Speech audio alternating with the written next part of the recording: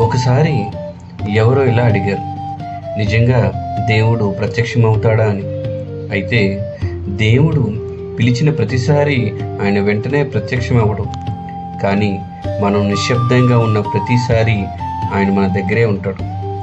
పురాణాల్లో భక్తుల తపస్సుకు మెచ్చి కాదు, ఆ తపస్సు చేయడం కోసం వారు తట్టుకునే బాధే దేవుణ్ణి కిందకి దిగివచ్చేలా చేసింది.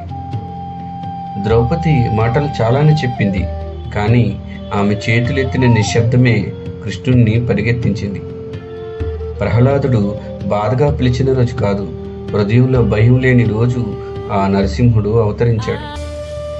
దేవుడు పరీక్షిస్తాడు అనేది నిజమే, కానీ ఆ పరీక్షా సమయంలో మనం దేవుణ్ణి మర్చిపోతామా లేదా అన్నదే అసలు ప్రశ్న.